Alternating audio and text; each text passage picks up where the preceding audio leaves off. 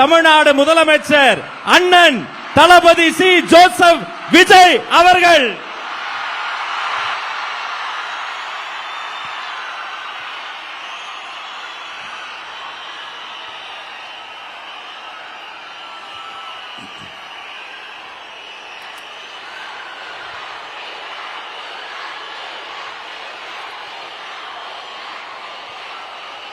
என் நெஞ்சில் குடியிருக்கும்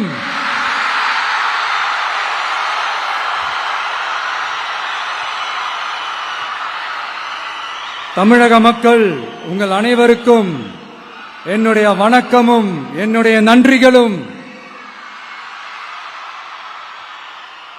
குறிப்பா திருச்சி கிழக்கு தொகுதி மக்கள் உங்கள் அனைவருக்கும்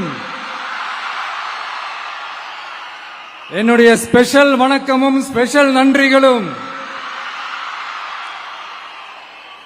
இதை நான் ஏன் இப்படி சொல்றேன்னா, என்னை இப்போ பெரம்பூர் தொகுதி எம்எல்ஏன்னு தான் சொல்லுவாங்க. பட் ஆனா அது எலெக்ஷன் கமிஷனோட அந்த சட்ட விதிகளுக்கு மட்டும்தான் அப்படி. ஆனா என்னை பொறுத்த வரைக்கும், தமிழ்நாட்டை பொறுத்த வரைக்கும், தமிழ்நாட்டுக்கு எப்படி திருச்சி ஒரு இதயம் மாறியோ, அந்த மாதிரி என்னோட இதயத்துக்கு திருச்சி கிழக்கு தொகுதி மக்களும் ரொம்ப ரொம்ப ரொம்ப க்ளோஸ் தான். அதுல எந்த மாற்றமும் கிடையாது. சரிங்களா?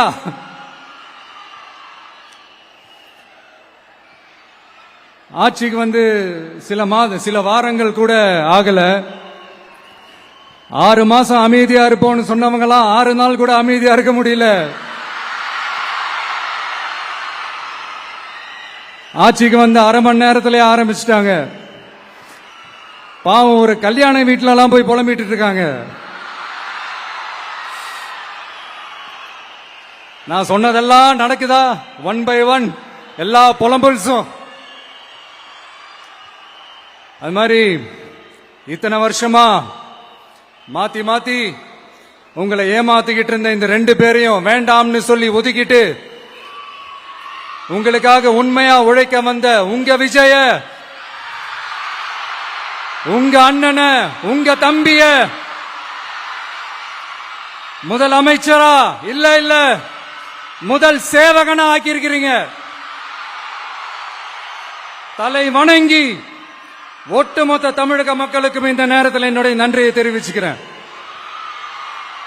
இந்த நேரத்தில் எங்களுக்கு ஆதரவு தெரிவிச்ச அத்தனை இயக்கங்களுக்கும், அத்தனை இயக்கத்தின் தலைவர்களுக்கும் மீண்டும் என்னுடைய நன்றியை தெரிவிச்சுக்கிறேன்.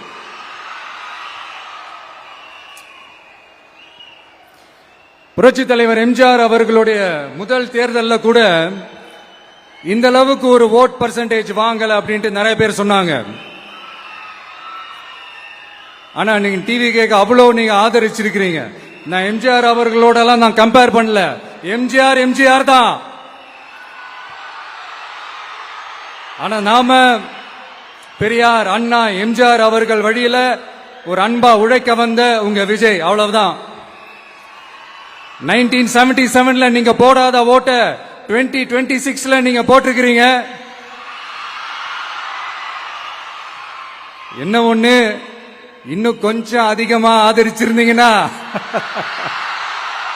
கொஞ்சம் நல்லா வந்திருக்கும். பட் பரவாயில்ல, ஃபியூச்சர்ல வரப்போற எல்லா தேர்தலையும் உங்களுடைய முழு சப்போர்ட் என்னால வாங்க முடியும்ன்ற அந்த ஒரு நம்பிக்கை இப்போ என் மனசுல ரொம்ப ஆழமா பதிஞ்சிருக்கு.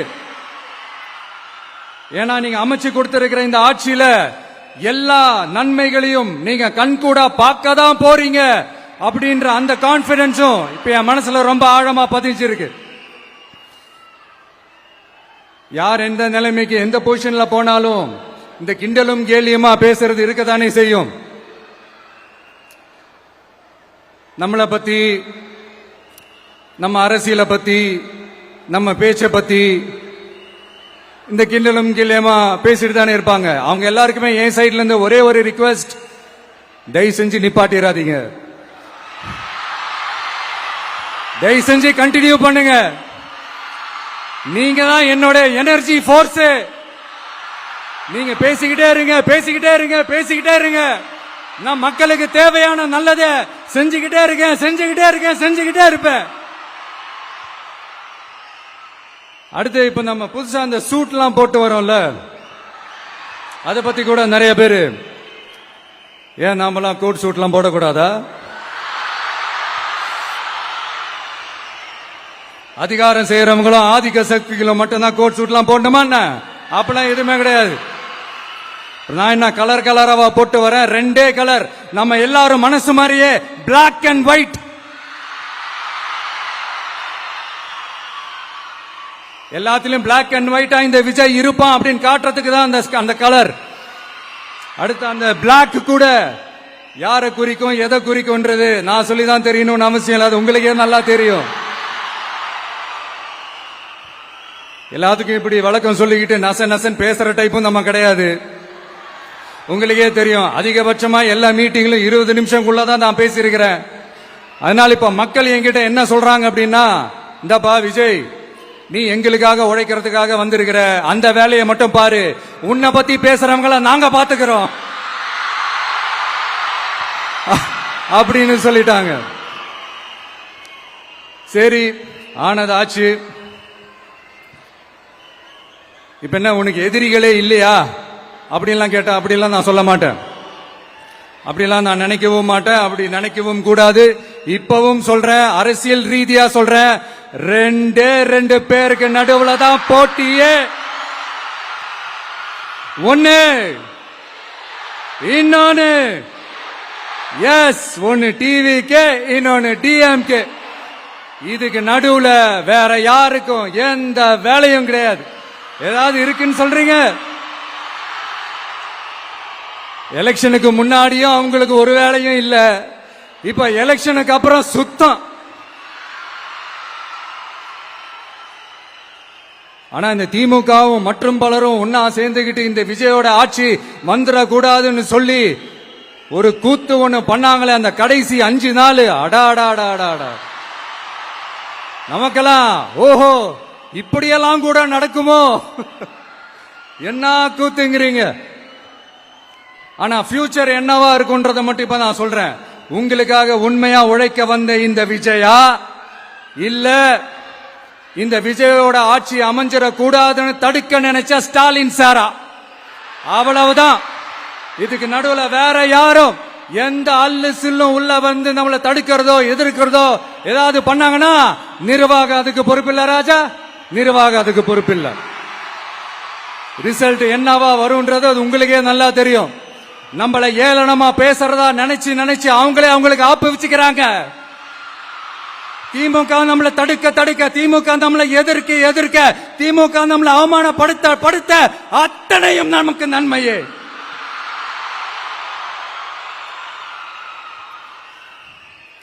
ஒன்னு கவனிச்சிங்களா மக்களே, நம்ம ஆட்சிக்கு வந்ததுக்கு அப்புறம் ஒரு விஷயம் ஒண்ணு நடந்துகிட்டு இருக்கு. இது இந்த ஜென்சி தலைமுறையை அட்ராக்ட் பண்றதுக்காக இங்கிலீஷ் தமிழ் கலந்த அறிக்கை, அது சொல்ல வந்த நினைச்சீங்களா? அந்த காமெடி எல்லாம் கிடையாது. அடுத்து இந்த ரியாலிட்டியை மறந்துட்டு இந்த ரீல்ஸ் போடுறது, அது சொல்ல வந்தீங்களா? அந்த காமெடியும் கிடையாது. இது சீரியஸா ஒரு விஷயம் நடந்துகிட்டு இருக்கு. முன்னெல்லாம் சட்டசபையில யார் பேசினா நமக்கு என்ன, யார் அடிச்சுக்கிட்டா நமக்கு என்ன இருந்த கூட்டம்லாம் இப்ப சட்டசபையில என்ன நடக்குது, என்ன பேசிக்கிறாங்கன்றது ரொம்ப உன்னிப்பா கவனிக்கிறாங்க. கவனிச்சீங்களா? திமுக ஸ்டைல்லயே சொல்லணும்னா ரீல்ஸ் போட்ட கூட்டம்லாம் இப்ப நியூஸ் பார்த்துக்கிட்டு இருக்கிறாங்க. அதுல நமக்கு சந்தோஷம் தான், பெருமை தான். நம்மளுடைய யங்ஸ்டர்ஸ், நம்ம பெண்கள் எல்லாம் அந்த அரசியல் என்னன்னு தெரிஞ்சுக்கணும், அந்த அரசியல் என்னன்னு புரிஞ்சுக்கணும்னு அப்படி ஒரு விழிப்புணர்வு ஏற்பட்டிருக்கு. அதுல எங்களுக்கு சந்தோஷம் தான். இதெல்லாம் யாரால நடந்திருக்கின்றது நான் சொல்லிதான் உங்களுக்கு தெரியணும்னு அவசியம் இல்ல, அது உங்களுக்கே நல்லா தெரியும். இப்படிப்பட்ட நம்ம தெய்வங்களை, இப்படிப்பட்ட நம்ம மக்களை தற்குறின்றது இன்னமும் சொல்லிக்கிட்டு இருக்கிறாங்க. நான் காஞ்சிபுரத்துல சொன்னதை தான் இங்க நான் திரும்பவும் ரிப்பீட் பண்றேன். நீங்க தற்குறின்னு சொன்னீங்களே, அவங்க தான் உங்களோட அரசியல் வாழ்க்கையே ஒரு கேள்விக்குறி ஆக்கி இருக்கிறாங்க. கேள்விக்குறி ஆக்கிட்டாங்க, இன்னமும் ஆக்க போறாங்க. அன்னைக்கு நான் சொன்னப்போ சிரிச்சவங்க எல்லாம் இன்னைக்கு என்ன பண்ண போறாங்களோ. உண்மையை சொன்னாதான் அந்த கூட்டத்துக்கு கசக்குமே. உண்மையிலே நீங்க மக்கள் மனசை புரிஞ்சு வச்சிருந்தீங்கன்னா நீங்க இப்படி மக்களை தப்பாவே பேசியிருக்க மாட்டீங்க.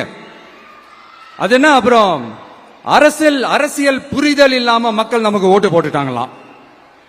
இந்த கவர்ச்சியில மயங்கி மக்கள் நமக்கு ஓட்டு போட்டுட்டாங்களா? நான் என்ன, சரி விடுங்க.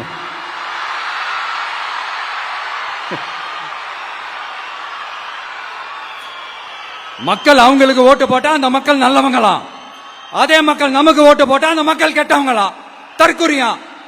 இதே மக்கள் தான் இத்தனை வருஷமா உங்களுக்கு ஓட்டு போட்டுட்டு இருந்தாங்க. உங்களுக்கு மட்டும் என்ன, வேற ஏதாவது பிளானட்ல இருந்து குதிச்சு ஓட்டு போட்டு போனாங்களா? தற்குறியாமா? தற்குறி நல்லா வருது, வேணான்னு பாக்குறேன். எங்க அண்ணன் விஜயகாந்த் அண்ணன் சொல்ற மாதிரி, அண்ணா அவர்கள் ஆரம்பிச்ச கட்சியை ஒரு அடிமை கூடாரமா ஆக்குனது யாருங்க சார்? இப்படி எல்லாம் ஆக்கிட்டு உண்மையை சொல்லு உடன்பிறப்பேவா. உங்களோட அந்த உண்மையான உடன்பிறப்புக்கெல்லாம் என்ன சொல்றாங்க தெரியுமா சார்? திமுக இப்படி ஆனதுக்கு காரணம், அந்த காரணத்தை வெளியில எல்லாம் போய் தேடாதீங்க, உங்க குடும்பத்துக்குள்ளேயே கேளுங்கிறாங்க. உங்களுக்காக மாடா உழைச்சி தேஞ்சு போய் கிடக்கிறோம். திமுக இப்படி ஆனதுக்கு காரணம் உழைக்காம சொகுசா இருக்கிற உங்க குடும்பத்துக்குள்ளேயே போய் கேளுங்கிறாங்க. ஒவ்வொரு திமுக தொண்டனும் அதை சொல்றாங்க. அதை புரிஞ்சுக்காம நம்மளையும் நம்ம மக்களையும் தப்பா பேசிக்கிட்டு, நீங்க மக்களை தப்பா பேசுனீங்கன்னா இந்த விஜய் வந்து கேள்வி கேட்பான், சும்மா இருக்க மாட்டான். இந்த விஜயும் தமிழ்நாட்டு மக்களும் வேறு வேறு இல்லை. இந்த விஜய் தான் தமிழ்நாட்டு மக்களோட ஒரு உண்மையான ஒரே பிரதிநிதி. இது இன்னைக்கும் சரி, நாளைக்கும் சரி, நாளன்னைக்கும் சரி, இதுதான் நிஜம். மறுபடியும் சொல்றேன், நமக்கும் மக்களுக்கும் இடையே இருக்கிற இந்த பூர்வ ஜென்ம பந்தத்தை, அந்த உறவை ஏதோ இந்த சதிகள் சூழ்ச்சிகள் பண்ணி யாராலையும் எதுவும் கெடுக்கவே முடியாது. கெடுக்க ட்ரை பண்ணீங்க. நம்ம ஆட்சிக்கெல்லாம் வரதுக்கு முன்னாடி என்ன சதிகள், என்ன சூழ்ச்சிகள், என்னென்னலாம் பண்ணி எப்படி எப்படியெல்லாம் தடுத்துடலான்னு. ஆனா இப்ப ஆட்சிக்கு வந்த இந்த சாமானிய மக்கள் ஆட்சிய நீங்க இந்த எதிர்கட்சியா இருக்கும் போது ஒண்ணு யூஸ் பண்ணுவீங்கல்ல, இந்த அறத பழைய டெக்னிக், அதெல்லாம் யூஸ் பண்ணி நம்மளையும் மக்களையும் பிரிச்சலாம்னு நினைச்சீங்கன்னா அது ஒரு காலம் நடக்காது. மக்கள்லாம் ரொம்ப தெளிவாயிட்டாங்க சார், ரொம்ப தெளிவாயிட்டாங்க. அதனால ஒரு ஆக்கப்பூர்வமான ஒரு எதிர்கட்சியா செயல்பட்டு மக்கள் மனசை வெல்ல பாருங்க. இந்த கடைசி லாஸ்ட் 1 மந்தா நடந்த ஒரு சில விஷயங்கள் உங்ககிட்ட நான் ஷேர் பண்ணணும்னு ஆசைப்படுறேன். இந்த 200 யூனிட் மின்சாரம், கட்டணமில்லா மின்சாரம் அறிவிச்சோம். அதுல ஆல்ரெடி இருந்த 100 யூனிட் திமுக கொடுத்தது கிடையாது. மேடம் ஜெயலலிதா மேடம் இருந்தப்போ செஞ்சுட்டு போனது. ஸ்டாலின் சார் பதவி போன அந்த கடுப்புல அறிக்கையா விட்டு தள்ளிக்கிட்டு இருக்கிறாரு. என்ன பண்ணீங்க உங்களோட ஆட்சியில? மக்கள் பணத்தை, டாஸ்மாக்ல இருந்து அடிச்ச அந்த பணத்தை, ஊழல் செஞ்ச அந்த ஃபைல க்ளோஸ் பண்றதுக்கு அலையா அலைஞ்சிங்க. ஆனா இந்த விஜய் மக்களுக்கு தொந்தரவா இருக்கிற அதே டாஸ்மாக க்ளோஸ் பண்ணா. விவசாயிகளோட அந்த கடனை தள்ளுபடி மேக்சிமம் இந்த 1 மந்த்ல என்ன செய்ய முடியுமோ அதை செஞ்சான். நீங்க தான் அந்த நிதி சம்பந்தமா இருக்கிற எல்லா கேட்டையும் லாக் பண்ணி வச்சுட்டு போயிருக்கிறீங்க. அதை சரி செய்ய வேணாமா? அதை ஒழுங்குபடுத்த வேணாமா? அதனால மறுபடியும் சொல்றேன், இந்த விஜய் பொய் சொல்லி ஏமாத்துறதுக்காக அரசியலுக்கு வரல. உங்க கூடவே நிக்கிறதுக்காக மட்டும்தான் அரசியலுக்கு வந்திருக்கிறேன். அதுல எந்த மாற்று கருத்துமே கிடையாது.